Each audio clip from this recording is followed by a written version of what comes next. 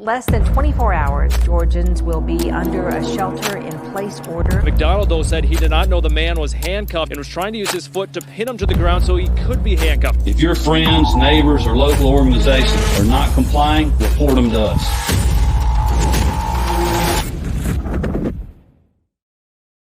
Howdy, everybody, and welcome to the Free Georgia Podcast. I'm your host, Jake Green. Thank you for tuning in today. I'm just going to start right off the bat promoting the Great Create. The Libertarian Party is putting on a DIY festival in May 12th through the 14th. Everyone is welcome. It's not strictly geared towards libertarians. It's literally for anybody who wants to be a little more self-sufficient, gain a little more knowledge on how to do things like grow mushrooms, can food, build houses, do construction, that kind of thing. It's going to be a very good time. We're having a film festival. We're having some musical acts come out, some comedians come out, fun for the whole family. So we're doing some live podcasts, including this podcast. We'll do a live version of it at the festival. Shane Hazel will be there doing a live version of Radical. Yeah, it's going to be a pretty great time. And it's only 87 days away. Jeez, that is pretty close. You can go get your tickets right now. Yeah, let's see. We got Shane Hazel, Edgar Mills, John Mons, just a whole wealth of awesome people showing up to this thing to show people how to be a little more self-sufficient and rely less on government and things of that nature. So today we have a guest with us. She is Daywalker Comedy. So before she gets on screen, let's watch one of her sketches. Mass destruction. They're in your kitchen. Every year, millions of Americans are harmed by gas stoves. A gas stove attacked my kid, melted her face clean off. You want to see? Lost my husband to a gas stove. They're probably on a beach in Boca Raton together right now. A gas stove killed my Travis! Mom, when's dinner gonna be?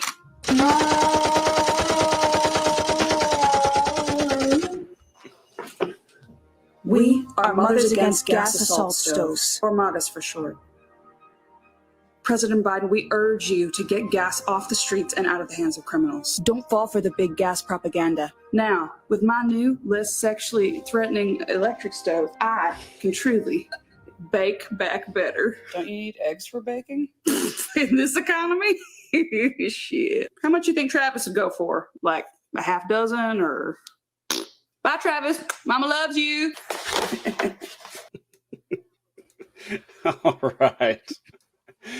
And welcome to the podcast, Daywalker Comedy. How you doing? I'm great. How are you? Good.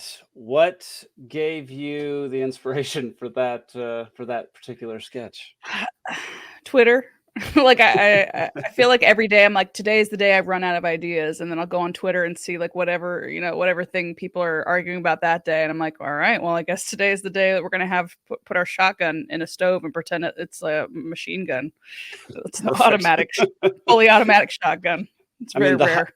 The fact that gas stoves were even brought up in Congress or like focused on Twitter to begin with is absolutely ridiculous. So it was just begging to be made fun of. It was funny too, because I feel like, a week before, a lot of my friends on the left had no opinions about electric or gas stoves, but it's just funny that whenever the new culture war topic comes out, each side falls in line. They get their dossiers like, all right, these are our talking points. These are our talking points. Great. And suddenly I'm seeing all these people being like, actually gas stoves gave my son asthma. Actually this. I'm like, I mean, who knows? Maybe that's true, but it's just really weird that it happens to align with like, oh, well, this side did it. Well, then we're on the opposite side. So I'm like, y'all are all dumb and I'm going to make fun of you. Is kind of the gist. Completely agree.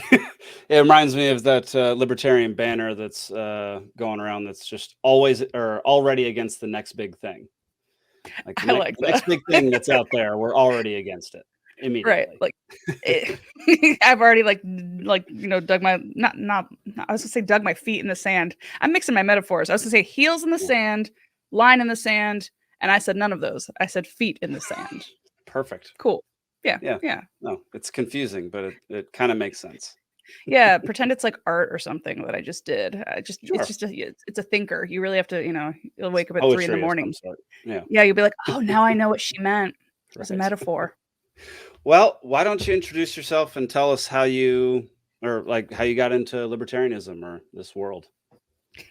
Yeah, so I'm Daywalker Comedy. My civilian name is Amanda Miller. I'm a voice actor, on-camera actor, all sorts of stuff, but I kind of got into I've always been a weirdo, if you can't tell, but I had, I've always been writing, doing stuff, but I was always a little bit afraid too, because in Hollywood, things are very, uh it's a little one-sided, I guess. Like everybody we all fall in line, we all have the same views. In LA, where I lived for 8 years, it's kind of a one-party city. So after a while, you kind of lose touch with, I don't know, the common man. So Mm, like once I left in 2018 because I hated LA while I was there. It never felt like home even after 8 years. But it wasn't until after I left and I came to Georgia that I was like, "Oh, okay, right. These are real people. Like this is what real people think, and most people don't care. They're not all wrapped up in people care about politics, but the average person is like, look, I'm just trying to live my life and like, have fun with my family in the small time I have on this earth. Like I'm not gonna get obsessed with whatever, social justice issue or whatever is happening, not that mhm. social justice doesn't matter, but I'm just saying the way that my friends would get wound up in everything and they're like, half the country hates us, half the country wants us dead. So that was kind of it's a long awakening to, I guess, libertarianism.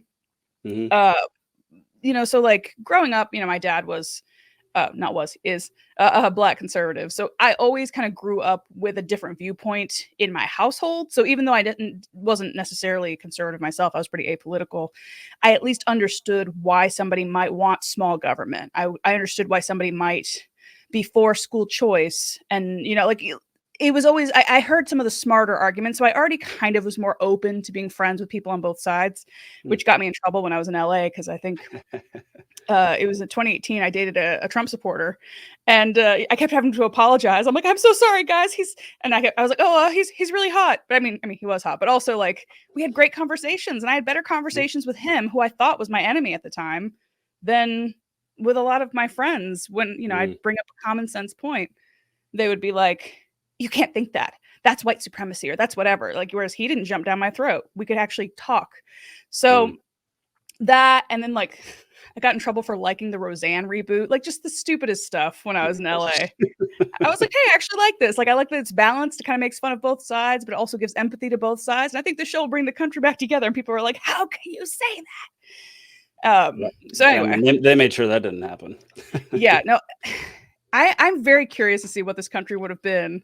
And I know that's Mm. such a dramatic thing to say, but if you watched, it was like 10 episodes, but I watched them and I remember being like, I haven't seen something like this on TV in a while, where Mm. it wasn't, because Roseanne clearly had her kind of leanings, but then she also had, I think, like Wanda Sykes and Whitney Cummings who had their leanings, but they all respected each other. So you could tell that the writer's room was split. And so you had them kind of making jokes about the other side, but also understanding why they believe what they believe. So, Mm. yeah. So, like I said, of course, they couldn't have that going. Of course So, not. anyway, it was when I moved to Georgia that I kind of started being like, all right, cool. Like, not everything has to be political. Awesome. I feel like I can breathe. And then 2020 happened. And it was a couple things in a row. It was like dominoes that kind of knocked each other over for me, that kind of made me be like, maybe government is not the answer, So one of them was, the way COVID was being treated. I don't want to get you guys like in trouble. Can I say the C word on You can say YouTube? whatever you want. Okay. The C word. Um, but yeah, so I was with my two roommates at the time, were very much kind of like Twitter warriors. And so they're like, we have to do this and that and that. Like they kind of just followed all the marching orders and they never questioned anything. And I'd be like, hey Mm. guys, it's saying like, thousands of kids have died. Like it's, I think, was it Sonia Sotomayor at one point Mm. said something like 200,000 children had died. I don't know if that was 2020 or 2021, but either way, people were saying, oh, the children, think of the children. But then I went on the CDC's website and I would actually look at the tallies. I'm like, this is not lining up. Why is the media saying this thing?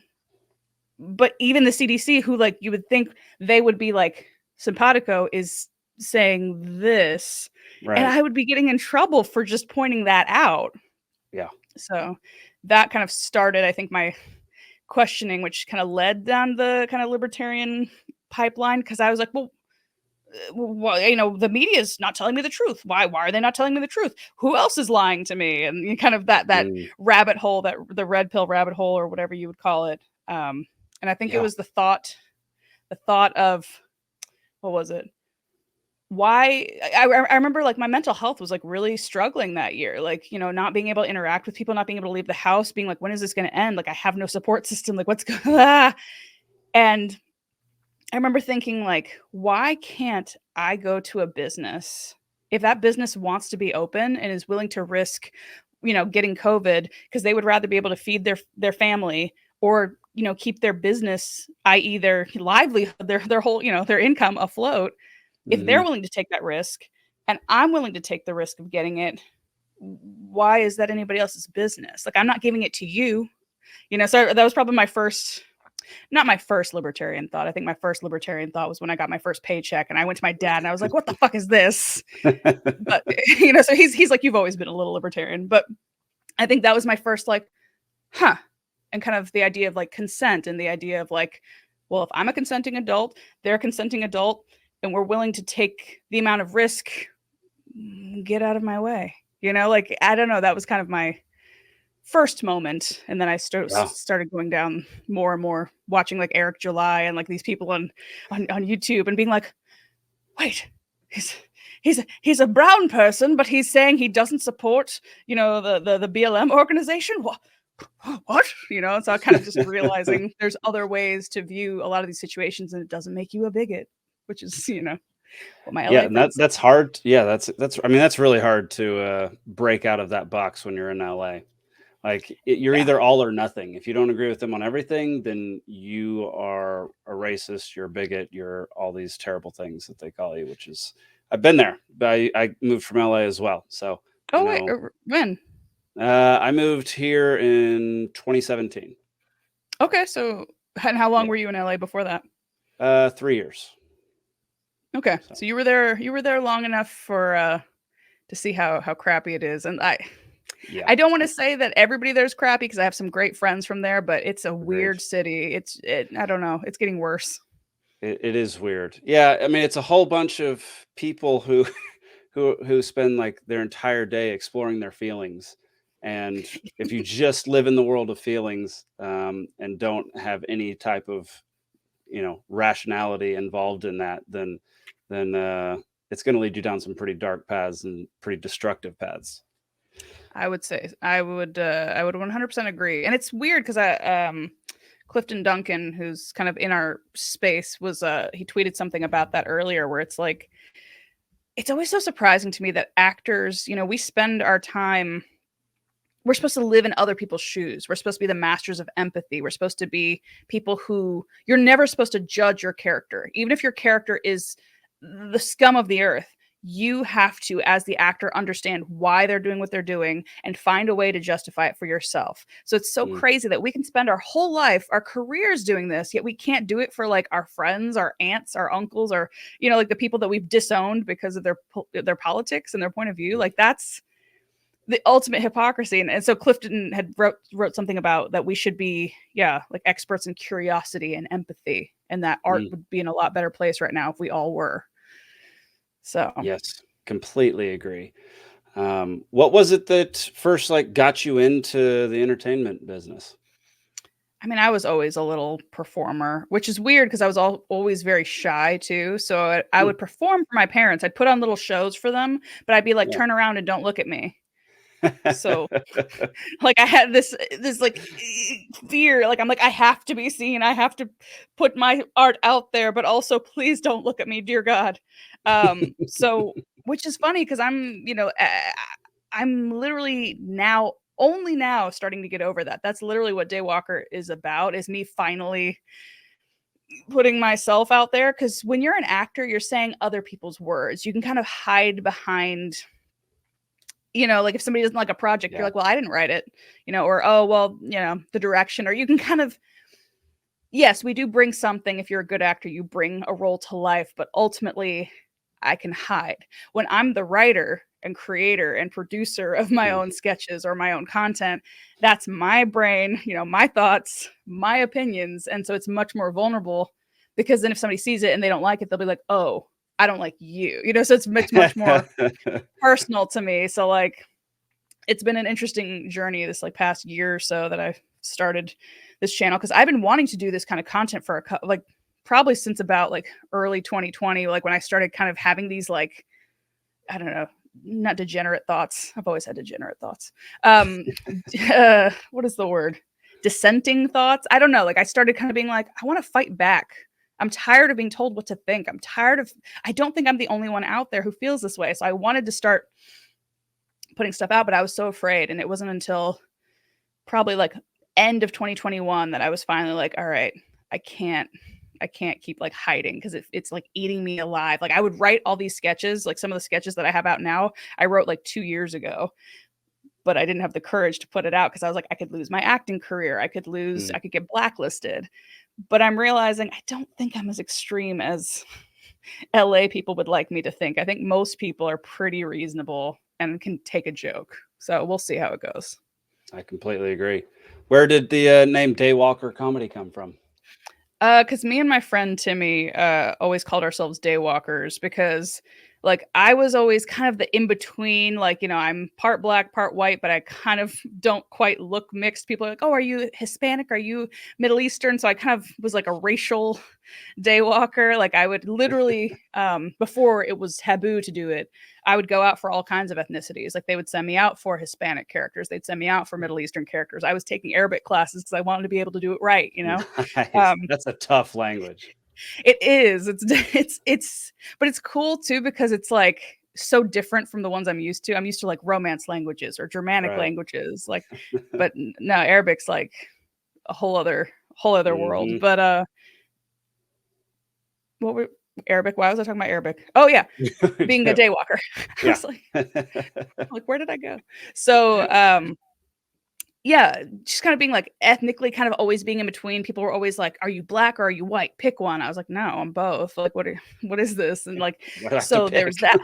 Yeah, it was so weird. I remember when I was in middle school or something, I watched an episode of Dr. Phil, and he was like telling a mixed kid, he's like, well, son, you got to pick a team and you got to play for them. I was Goodness like, Dr. gracious. A2. Lost all respect at that moment. It's literally choosing between your mom and your dad. That's what I would tell people. See, you know what? I've probably always been a little bit political, I guess, because in 8th grade, I wrote a letter to the school board because every time we took a test, I had to fill out my race. And I was like, why?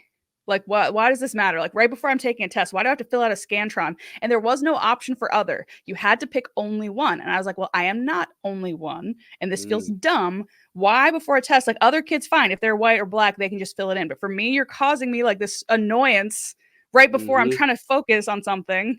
Either give me an option to say other or opt out. Why are you forcing me to, force? Like, I guess that's probably like, but yeah, anyway, I wrote an 8-page letter to the school board, and they wrote back and they were like, hey, thank you for your letter. We can't really do anything about it, but thank you for the letter. But then a couple years later, they did change it. So I'm going to pretend that I did that. I mean, I bet it was an accumulation of you and a bunch of people like you. Probably like a bunch of fellow daywalkers who are kind of like, hey, we're the in-betweeners. Like, and now it's more popular. Not popular. It's more common for people to be mixed race or to have, be in an interracial relationship. But in the 90s, I guess people were like still kind of in that binary mindset of like, you're either black or you're white, or you're, I was raised religious, but then I also had a lot of skepticism. So I was too skeptical for my church friends. They're like, you're basically an atheist. I'm like, no, I'm not. I just am questioning things. And then, my atheist friends are like, oh, you're too woo woo. So it's just like every group I always felt, or I was a tomboy. Like everything I did, I always felt like I wasn't quite on one side or the other, which I don't think most people actually are. I think a lot of us are in-betweeners, but that's kind of where the name came from, because it's like I've always kind of moved between groups but never fully belonged in them, but I can kind of just like sneak around like a daywalker, you know. And my friend Timmy was the same. So he was like, you know, he was the gay kid in his high school, but he was like, I'm not like the other gays, because he was like the punk rock gay. So it's just funny because like that's basically we're like, yeah, we're the daywalkers. And now I get how annoying and cringy that is to be like, I'm not like other kids, but Yeah, it is it's what a it great is. name though. I love that. I love the name of your channel. It's great. Thank you. Yeah, I felt like it was one word that summed up kind of the essence of what I want, because I didn't want it to be like, oh, this is just, you know, comedy that's libertarian or comedy that's conservative or comedy that's liberal. Because like I'm kind of, depending on the issue, you'll find me on different stances on it. Like I don't check off all the boxes all the way down. I think that's weird when we do, because it means we're not really free thinking. We're kind of just like, well, if everybody in my group agrees in these things, I mean, yeah, maybe it's because you have a similar ideology, so they would line up. But a lot of times on Twitter, I'm seeing people, like we said earlier with the gas stoves, they fall in line. They see where everybody else is standing on it, and then they fall in line accordingly. And I just wish we wouldn't do that. So daywalkers move between. Daywalkers are able to say, I agree on this stance, but actually in this circumstance, I don't. Like they're okay being in that nebulous in-between area. Interesting. So you have a whole like definition behind it. Yeah, because I, you know, like when I do my live streams, I kind of try to like encourage a certain attitude. I want people to question things. I don't want people to take everything I say and just agree with it. Like if they have an issue, I want them to comment and explain to me kind of like what we're, you know, what their perspective is on it. And we can have a conversation, because I think that's what this country is missing. Like really, I don't know, like my mind has been changed so many times. I think that's also why I'm very hesitant to say I'm this thing or that thing, because I've changed my mind and my opinions and my worldview so many times when I get new information and I have to incorporate it, that I just accepted like in a year from now, I'll probably be in a different place than I am now. So instead of being like, I'm hardcore this, I'm hardcore that, I'm like, all right, well, this is what I am today. This is what I believe on this. These issues I'm a little bit more flexible and impressionable on. I'm open to hearing it. These are ones where I'm like, no, you're gonna have to, you know, prime for my cold dead hands. But right. yeah, I think we should normalize. I hate that phrase, but we should normalize, you know, change and being okay saying, you know what, I was wrong. That was a bad take. It's a hard thing to do. That's a hard thing to convince people that it's okay to do as well. Right. Like Because it looks like weakness. Yes, it looks like weakness, looks like losing, and like we're definitely a culture that loves to win. And I mean, it really does feel like losing sometimes when you have to give up an idea that you've held for a very long time. It took me so long to throw a George W. Bush sticker that I had in the trash, because I loved those days when I was growing up. I was, you know, Republican in Texas, and went to his rallies and all that kind of stuff. And once like I started learning more and more of the truth behind his presidency and all that, it took me like a year after that before I was able to like be like, okay, he was a terrible president. It's hard though, because it's like sometimes these people that we idolize, it's not so much like what they actually did, it's what they represented to us. So maybe for you, was that a time where you like were getting into your political self, or like it felt like what, like, or was it literally him that you were? It was, I think it was more like there was a whole like team mentality with me and my friends and my family. I don't think it really had anything to do with him or what he was doing or anything political. I don't think I knew anything about any of that. Like I didn't get really into politics until like 2016. Okay. And so, yeah, for me, it was more just about enjoying all those moments with friends and family. And it was like the camaraderie that we felt like, you know, winning the presidency and all that kind of crap. You felt like part of a team or like a tribe. Yeah. Yeah. That's nice.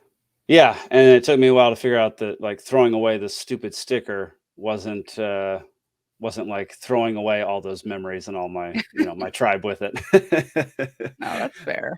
Yeah. It's weird because like that is something I kind of miss, was whenever I'd periodically stop by and be a part of a tribe, I never lasted very long in tribes because eventually I'd start like pushing back or questioning things, and then they'd be like, "All right, get out." But like, I don't know. I do miss that. I do think people need that, and I think maybe that's what I'm trying to find. Like with my channel, maybe I'm trying to find my own tribe of people because. Yeah, I think we need people. So I'm not trying to say like don't ever fit in, don't ever blah blah blah blah blah. Like don't be that guy. Don't be contrarian just to be contrarian, which I've been guilty of. But yes, me too. Yeah, I could see that where you're like I miss the tribe or that not in a bad way, but like the bonding that you have. Yes, absolutely. What made you? So there are a million things you can do comedy about. You can sketches and all that. What made you choose cultural and political issues? Honestly, I mean, I do have a lot planned that are completely not political. They don't feel as pressing because I'm like I can do these anytime. And also I don't know. I feel like things keep happening that I keep having opinions about, and I guess maybe politics and culture are probably more present. So it's every time something happens, I'm like, ah. And yeah, my therapist said something where she's like, yeah, some people, they get their anger out by leaving like mean comments on the internet. She's like, you get your anger out by turning it into sketch comedy. I'm like, what? Angry? But then I realized like, yeah, a lot of my anger turns into ridicule of like, this is dumb, and not like I try not to make fun of people as much as I try to make fun of ideas or try to make fun of stances. Right. I mean, every once in a while, like I did kind of make fun of Sam Smith with the Grammys thing, but like anyway, to answer your question, because I tend to ramble, I think it was also because I grew up wanting to be on SNL. I loved sketch comedy. I loved, Chappelle's Show. I loved Whitest Kids You Know. I loved like the British comedy. I loved, like Tracy Ullman. Like I grew up loving it. And I feel like a lot of them talk about culture, but also SNL used to be like I don't know if it was the common language, but I felt like we had these characters that whether you were on the right or the left, you'd be quoting the Coneheads or you'd be quoting, these characters that kind of created culture almost. And then SNL started kind of, I don't know exactly when, but they started kind of going down this hole where they were only catering to like one side, it felt like, and they stopped being cultural commentators and they stopped being the political commentators where you're like, oh shit, I can't believe they said that, but it's true. Like that's what comedians are supposed to be. And they started throwing softballs at the left and then kind of just did low hanging fruit on the right. And they weren't really saying the stuff that like there were so many things that they could have said in the past couple of years that could have really been like, ooh, oh, like, like something that both sides could have been like, there were a couple, there was one, what was it? It was like Republican. It was like, pick the Republican or whatever. And it was basically like people, and you had to decide based on just like certain viewpoints they had, whether they were Republican or not. And I think that was one that both the right and the left liked because it kind of was making fun of both sides and their prejudices and their assumptions about the other side. So, or the one with Tom Hanks, I think it was on the Black Jeopardy one, where it was like the Trump supporter on Black Jeopardy, and they all kind of got along because they realized that working class whites and working class blacks actually have more in common than like upper class blacks and whites do. Like that. So SNL still has it sometimes, but basically, I was like, "Yo, y'all are like missing this huge. You're not serving this huge audience, this huge niche. Like we need comedians, I think, to." Not translate the culture for people, but kind of be the cultural like leaders, maybe. I don't know. That's a big thing to say. I'm not trying to be like a cultural leader, but like, I don't know, cultural commentator. Yeah, sure. We'll go with that. There we go. Yeah. And I think comedians are more, I actually feel like comedians probably are a better source to go to for your news or your, I don't want to say opinions. Like, don't get your opinions from us. We're probably not great people to be replicating. But to me, a good comedian is not beholden to a political ideology. They're beholden to the truth. So you have your right-wing commentators and your left-wing commentators, and they kind of have to cater to that audience. Like Fox News can't go off the rails and be like, you know what? Actually, I agree with AOC and also blah, blah, blah. And maybe this is a little bit crazy. Like, no, they have to kind of find a way to spin it so that their crowd is happy. MSNBC, Joy Reid and those clowns, like they're all going to have to do their takes for their people. They're not going to be a reliable source, because no side is always right. I'm not a centrist in the sense of like, oh, they're both like I'm like, no, there's definitely, I'm probably more right leaning when it comes to government and comes to spending and comes to, you know, the role of, well, I guess I'm right leaning in that sense of small government, because I know like when the right gets in office, a lot of times they suddenly make their government big. So in theory, probably more there, but like, I don't know. I just feel like comedians, good comedians, because obviously you do have comedians that are kind of more right wing comedians or more left wing comedians, but honestly, I don't really like them as much because they're stuck. They can't go after their own side because they've pandered to them and they've cultivated this crowd, and now they don't want to lose them. Yep. So, you know, I think good comedians are the ones who are okay pissing off both sides or making both sides laugh. That's the goal. You don't want to piss off both sides. Like you're probably going to. The goal is to make everyone laugh, but if you can't, might as well make them talk about you, I guess. That's fair. Yeah, I think one of the best examples of a comedian that went down the wrong road was Stephen Colbert, because he used to be absolutely hysterical on the Colbert Report, with his, you know, his books, and like his audiobooks and all that. He was fantastic. And then as soon as he got the Late Show or whatever he does, all he could do was left-leaning comedy, and it's horrid. Do you think, because I mean, technically his character, you know, the Colbert Report was always kind of a satire on right-leaning commentators, but it didn't feel like as mean, or I don't know what it is that.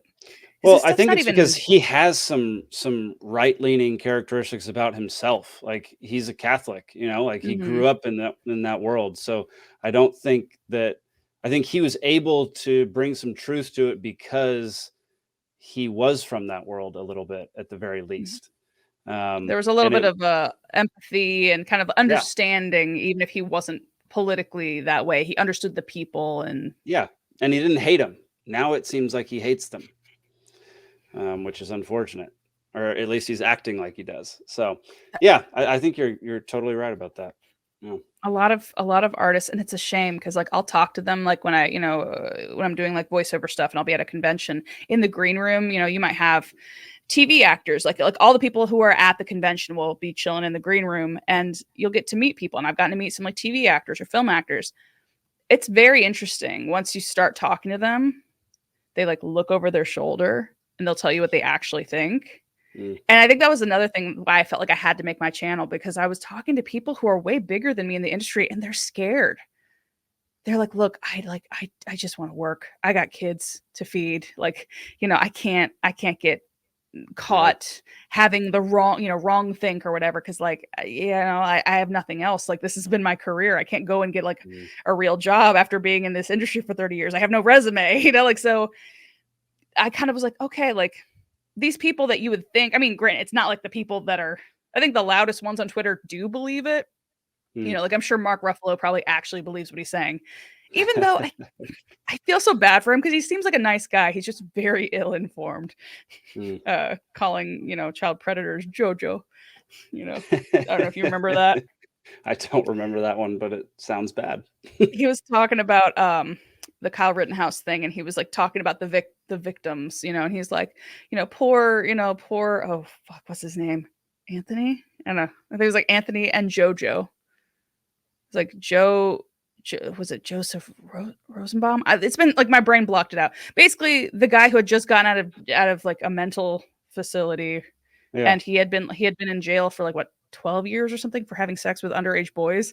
Goodness, and I'm like, Mark Ruffalo, you just called him JoJo. You gave him a pet name, like, but he probably didn't know that. So I'm like, I'm trying to give people some grace, but I'm also like, you know, you do have your Hollywood people that really think that they're doing good because they think the left is synonymous with virtue and tolerance and all that, and that the right is fascism and whatever. And I'm just like, you're all wrong. It's just a bunch of straw men. But a lot of people in this industry are actually pretty reasonable people, and they're just trapped. Yeah, I have found that. Like, I don't think anybody like who decided to go into acting 20 years ago thought that like signed up for this, for what's happening today, where if you say one thing, your career could be over. And like, if you don't say anything, that's the weirdest thing. I had friends during the Summer of Love in 2020 where they were like, what do I say? because they're telling me silence is violence, but I haven't posted anything on Twitter. I haven't posted a black square yet. And people are saying, why haven't you posted a black square? Are you against black people? You know, it was just like this whole thing. And I'm like, I kind of was spared that just because I'm marginally black. Like my dad's black. I'm very light skinned, but for whatever these stupid identity politics reasons, I kind of got to skate by, and I got to get all the sympathy texts from my friends. Like they're messaging me about George Floyd, being like, oh my God, are you okay? I'm like, what? I don't know anybody named George. What's happened? What? You know, like as if somehow all black people know each other. Like we all are on the same like Telegram thread or whatever. And it's just like, oh yeah, George. Like I don't fucking know. I'm just like, that's a terrible thing that happened. But also you don't message me when somebody gets shot in Chicago or like a black kid, you know, dies, you know, like in the streets. Like why are you messaging me about this now? Like shut the fuck up. But I understand they're trying to be considerate. But it was very weird that they were like, well, you get a pass because you're brown, but the white actors need to answer for slavery. They need to answer for this hatred. They need to answer for this and that. And if they don't say anything, so like not even being neutral, not even saying nothing could get you out of it. You had to say exactly what the words, you know, it is not enough to be, what is it, actively, I don't even know. I read the book. It was terrible. Anti-racist. Oh my God. Yeah, what was that? Yeah, I forget the exact quote, but it was terrible. It is not enough to be actively, because it's nonsense. That's why I don't remember it. Like it doesn't stick with me. But my friend actually gave me that book, which is funny because he's my white friend. Gave me a copy of the book because I said I wasn't oppressed. I was like, look, I know that there's people out there individuals out there who are absolutely racist, and I'm sure that there have been people who have been affected by that. I personally have not been held back from anything I ever wanted to do, except by me or by my lack of ability in something or by my lack of persistence or whatever. You know, like I've been able to do everything I wanted to do in this country. And he's like, it sounds like you need this. Oh, also, because I had told him I was a libertarian. He's like, no, you're not. You're not a libertarian. And so he gave me. You love when people tell you what you are. Especially because I'm like, I don't think he realized the optics of it, where he thought he's like this like social justice warrior. But I'm like, you're a white dude telling a brown woman that she can't know her own mind and that you have to tell her own mind, and gave her a copy of How to Be an Anti-Racist. So I'm like, this feels a little patronizing. Maybe is this white supremacy that you speak of? Because I don't know. It was weird. So, but I did read the book because I always feel like challenging everything you believe. Like, I'm like, you know what? Maybe it'll surprise me. And there were a couple passages that I highlighted. I'm like, okay, like interesting take. But for the most part, it was nonsense. Like he defines words using those words. Yes. Like racism is defined as like systems that uphold racism. I'm like, that's not. And yet this guy, and he's like, what, an Ivy League professor? And he's complaining about this country being racist and holding him back. I'm like, bro, you sold books, you make money, you famous, you good. And so that was kind of interesting that a lot of the friends who I had who espoused, you know, anti-racism or a lot of these kind of Marxist or postmodernist deconstruction kind of ideas hadn't even read the book. Like they hadn't read the book that they were referencing. And that was so weird to me. So anyway. I can't tell you how many people would send me things like articles about books or about podcasts or stuff like that, where they were basically like they were attacking cultural issues and stuff. And then I would go and watch the actual full podcast that it was referencing, or read the book that it was referencing. And it was clear that they had not read. They had read the headline of the article and nothing else. Right. They had they'd seen like enough TikToks about it. And like maybe some tweets about it to be like, yeah, this is and I'm like, no, like this book literally says the only way to solve past discrimination is to discriminate against people in the present. The only way to solve future discrimination. Oh my God. No, the only way to solve present discrimination is to discriminate in the future. Like it's just like this cycle of, it's like an eye for an eye. I'm like, how is the white people who are around now had nothing to do with what happened generations ago, but sure, just if my ancestors were discriminated against, which is horrible and was wrong, and the government played a big part in that, why are we blaming people who were born like 10 years ago, 20 years ago, like they're like teenagers or whatever, but like I don't know. So anyway, I'm going off on 10 million tangents, but clearly I have many feelings about this. It's all good. So I want to hear about your process. So like once you get an idea for a sketch, how long does it take for that to become like to be on camera, to be put online? Like, what's the process there? It could be very quick depending on like how it is weird. Like I don't usually actually that's not true. I'm always woo woo. But I get very woo woo when it comes to my my process because it feels like it hits me. It'll be like inspiration. But it doesn't work if somebody tells me to make a sketch about something. Like if somebody says, "Hey, can you make a sketch about whatever?" My brain's like, "No." It's more like I'll be watching something and be like, "Oh, that's funny." And then I'll kind of be like, "Okay, well, what's funny about it?" Okay, well, what if you took that and turned it up to 11?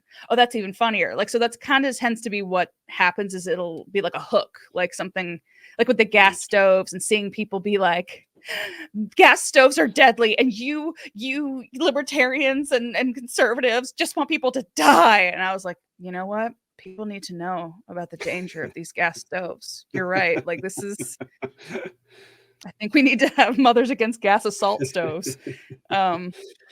And yeah, so I have, I don't know. It's some sketches I've been sitting on for like 2 years.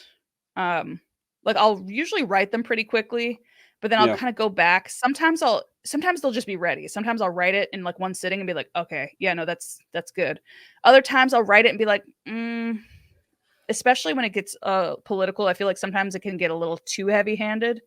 Because sometimes I want to make it clear what I'm saying. And I realize that doesn't necessarily always make for good comedy or good art because you don't want to tell your audience, you know, like Right. that's what, like if I wanted to pander to be like, hey, audience, this is for you, not for you. What I'm not saying is this. What I am saying is this. Like I could do that. And I think I did that with some of my older sketches. I was a little bit more on the nose with what I was trying to say. Yeah. Whereas now I'm kind of just like, all right, well, this is what's funny to me. You can decide what I'm saying. So I like that. it's scary though, because then I'm completely vulnerable to what people assume I'm saying. Yeah. And, you know, like when I put out the Mothers Against Gas Assault Stoves, I got a ton of like 1,000 Twitter or TikTok followers from it, like overnight. And they were all like, you know, I will die free, fuck TikTok, you know, MAGA mommy and all that stuff. And I was like, I mean, look, I want everybody to follow me. But it was weird because I'm like, wait, are they seeing something I'm not seeing? And they're all like, yeah, MAGA, hell yeah. And I was like, y'all don't know why I put that in there. It could have just been a funny acronym. Like, but it was just interesting to see, like, you know, and then some left-leaning people be like, how dare you? Not a ton, but like I did have somebody be like, this was in poor taste. My father died from carbon monoxide poisoning. Also, your sketch, like your video's not even funny. And I was like, you throw that in at the end, just jab you a little bit. just not even funny. And I did actually feel bad for a second because I was like, was that in poor taste? Like, but I'm like, I can't know that somebody's dad died of carbon monoxide poisoning. Like, I'm not making fun of your dad. I'm sorry that happened. But also that's the thing is you kind of just have to like let go of how people perceive you. And that's been the hardest thing for me because that's like growing up, I always was like, turn around and don't look at me because I wanted to control how I was seen. I wanted to control, I don't know. And so now I have to accept like, you know, Ryan Long's a comedian I really like. And I remember listening to his podcast when his sketch first blew up, the one that was about like the woke people and racists and how they basically had like all the same ideas. And that's like kind of what put him on the map. I mean, he had been, you know, doing comedy for a while, but like he had done tons of episodes of his podcast, but like that episode was kind of him kind of wrestling with like, this is weird. People are kind of putting words in my mouth, and then the conservatives think I'm for them, and the other side thinks I'm for them, and I'm just trying to make stuff that makes people laugh, man. And so that was, and now he's totally chill with it. Like now he understands, and now he like leans into it, and I really respect his work. But it was cool to see the kind of human moment when he wasn't used to that yet, where he's like, what do I do? So no, that's a really hard thing to open yourself up like that, because I know exactly what you're talking about. Like, I make movies, and I put a movie out a couple years ago. It was on Amazon. It got some good reviews. It got a couple bad reviews, but one of the terrible reviews that it got, the guy totally missed the point of the movie, and that was why he gave a bad review. And it was just stupid. like, dude, why can't I just like reach through the screen and talk to you and be like, come on, like you completely missed what I was trying to say. and gave a bad review on top of that, just because you Right. didn't like what you thought I was Because trying you to didn't say. get it. Yeah. That's a man. As artists, I feel like we're probably a little too I don't know, close to our work, because I'm like that too. Like just this morning, I was having a meeting with somebody because I'm trying to figure out like, okay, like what sketches should I put out? Because I don't like doing short form, but that's what everybody wants. So I'm trying to figure out like which sketches can I clip to kind of, share Yeah. them in like a vertical 1 minute whatever thing. And I was like, well, what about Black Agatha Christie, or what about Francie Clue and the Death of Nuance? And she's like, yeah, those didn't grab me. I was like, look, those are my favorite sketches. Like when I put those out, I'm like, these are my masterpieces. Like when I die, I want people to play these at my funeral. That'd be weird to play sketches at a funeral, but you know what I mean? Like I want people to be like, wow, she was ahead of I'd her be a time. fan of it. And the fact that they didn't grab you, I'm sorry. Like, like I just got very artist about it. I was like, I mean, I didn't get that like that, but in my head, I was like, and I texted my friend later. I'm like, are they not good? I mean, they're Right. good, right? It makes you doubt your whole body of work. Yeah, the fact that those are my literal favorites. Like when I watch them, I'm like, these are the ones that I'm like, yeah, this is like, I'm like, oh, the nuance in that facial expression, that reaction, oh, the cleverness of the layered jokes there, the joke density. Oh yeah, this is great. And the fact that it's like, it's too slow, didn't grab me. I'm like, I don't know. Yeah. I No, was I completely watching. know what you're talking about. I was watching. Was it Lieutenant? Not Lieutenant. The Banshees of Inisherin. Martin McDonagh is like one of my favorite playwrights, and then he became a movie director and writer. He did In Bruges, Seven Psychopaths. Oh yes, I was about to. Yeah. Before Three Billboards. something you said reminded me of Seven Psychopaths. Oh, the eye for an eye bit. Mm-hmm. Yeah, the whole leaves the whole world blind. No, it doesn't. his writing and his style, I think it's the whole kind of like, I mean, I know he's Irish, but he's also British, but like the whole like British UK, like just dark, understated comedy is just that's my jam. I don't like it when people like really indicate like you should laugh. Like I really like it when people play it very serious, very straight, and let the words or let the performances really be the thing. And I was watching this movie and I was like, I bet you most people are probably like, oh, this is too slow, this is whatever, and they're completely missing the humor and the darkness and the I don't know. Anyway, for artists artsing out about things, but it's all good. Speaking of films and the like, I'm going to pull up yet again The Great Create, and look at this. What's this little thing down here? Are you going to be at The Great Create, Daywalker? Looks like I'm gonna be there twice. I'll be there as like my real version and my Hannah Montana version. Awesome. It Yes. looks like I'm going to be there twice as well. Look, we're kind of making an X on this page. We It's do. funny. It's like a tic-tac-toe kind of Connect Four. I don't know. Well, that's exciting. I know that Elizabeth is super stoked that you're okay with showing some sketches while we're there and all that kind of stuff. It's going to be a really good time. We've got my movie. We've got Monopoly on Violence is going to be there. We've got a couple more in the works, and I think the idea is, you know how they used to show like little things before each film, like at a film festival or like just even in the theaters, they used to show like little cartoons Little or shorts. something. Yeah, I think what the idea is we're going to put some of your shorter stuff before each film. And then we're gonna have a whole block of just your stuff. Is what I'm gonna go for. Well, the rate at which I've been cranking out stuff these past couple weeks, I'm sure you'll have a lot to choose from, because I was trying to do more evergreen stuff, because I kind of like the idea of people coming to it like 2 years, 3 years, 10 years later and being like, oh, this is still relevant, still culturally whatever. But I understand to hit that algorithm, you got to be able to be like, hey, I'm going to make a joke about the spy balloon. I put out like, I made like 3 of them this weekend. So got to get those spy balloon jokes out before they're not funny anymore. I watched the spy balloon one. That was hilarious. It cracked me up. The Munchkin. Yes, the Munchkin one cracked me up. Y'all, you got to go to Daywalker Comedy. It's so dumb, but I was just like, why not? I was cracking up, but yeah. So The Great Create, everybody. I'm going to promote it at the beginning and end of every single Free Georgia podcast until it comes about. So get your tickets now. It's 87 days away. It's going to be a grand old time. Amanda, Is it too late for people to get their stuff in there? Like if somebody has like a short film or whatever, like are the blocks already? No, the blocks are not full. If you have short films, if you're a musician and you want to do a set or something like that at the festival, please hit us up. You can contact me at podcast@lpgeorgia.com. You can also contact Elizabeth Melton at what is her email?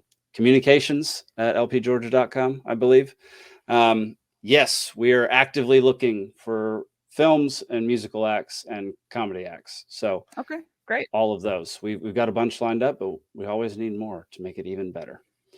I'll ask around. Awesome. That'd be great. Where can people find you online?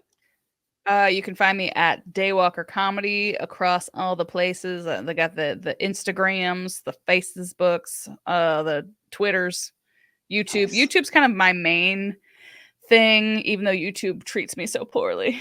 But I got hit with a hate speech warning for a video because I'm like talking about 1950s racists, and I was reacting to a video that was basically saying, "Hey, don't be racist." And I made some spicy jokes, but also there was a moment where I used a clip from Kanye's interview with Alex Jones, literally just because I thought it was funny. Because he said, he's like, it was funny. He had the mask on, and he's like, "I love Hitler. I've practiced Chinese water torture on myself." Like it was literally just an out of context clip. But I think that clip was what did me in, because they decided to pull all instances of it, and they pulled it from YouTube and gave me a permanent hate speech warning. And I was like, great. Yay. Awesome. Yeah, we have a few of those. You do? Oh, we have some strikes. So what is the rule? You can rack them up as long as they're not like as long as they're spaced out, you can get them indefinitely. As long as they're spaced out, so far is what we've found. Like they'll say this strike goes away at this time. And so generally we wait to have on somebody who's going to say questionable things until after that point. That's kind of where I am. I have a couple sketches that I want to do, but I'm waiting until I'm monetized, because I'm like, well, I know when you go through the monetization process, they kind of look at your videos, kind of see stuff. And I was like, I'm like, yeah, I probably shouldn't put my video about the, white supremacists on there, because I have, it's funny, but I'm like, I'll wait until afterwards, because I'm making a good point, but they might see like, oh, she's got a Klan hood that's bedazzled that says racist club on it. I'm like, yeah, because I'm fabulous. I made it out of a pillowcase. So I don't know. I'm like that. I would have appreciated getting the hate speech label after that, after I actually did something. But really? Yeah. Kanye? Yeah. Quoting somebody else. Come on. Yeah, no, I'm like, I wasn't even like, oh, I agree with him or not. It was literally just here's a funny clip. And then they were like, you go, Mama Susan just like pimp handed me. So Amanda, we're coming to the end here.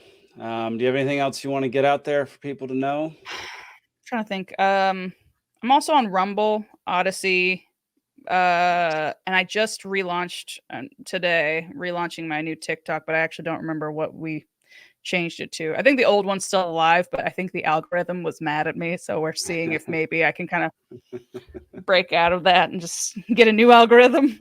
So we'll see. But yeah, anyway, none of you are probably on TikTok anyway, so it doesn't matter. But yeah, follow me there, or if you're an anime nerd, find me at Amanda C. Miller VO, so you can kind of keep up when I'm going to a convention or get your nerdy swag signed. And yeah.